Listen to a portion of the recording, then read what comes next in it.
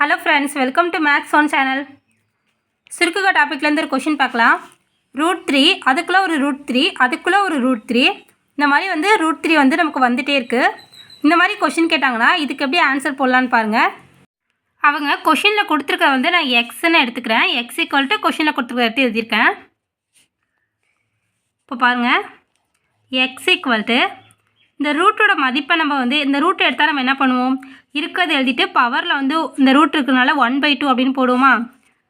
பாருங்கள், எழுதுகிறேன். 3 √3 √3 இந்த மாதிரி இருக்குது. இப்போ இந்த ரூட்டு போடாமல் இருக்கேன்னா அதுக்கு பதிலாக வந்து பவரில் வந்து 1/2 அப்படின்னு போட்டிருக்கேன்.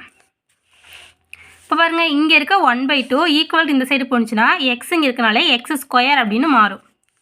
இப்போது x² ஈக்குவல் டு 3 √3 இந்த மாதிரி இருக்குது.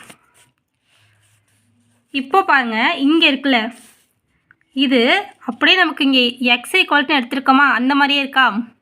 அதனால் x² ஈக்குவல் டு 3x. இது உள்ளது அப்படியே வந்து நம்ம எக்ஸ் இங்கே எடுத்துருக்கோமா, அதனால் அப்படியே போட்டிருக்கேன். இப்போது x² ஈக்குவல் டு 3xனா இதில் இருக்க ஒரு எக்ஸை அடிச்சிருவோம், இங்கே x² இருக்க ஒரு எக்ஸை அடிச்சிருவோம். இப்போ மீதி நமக்கு x ஈக்குவல் டு 3 அப்படின்னு கிடைக்குது.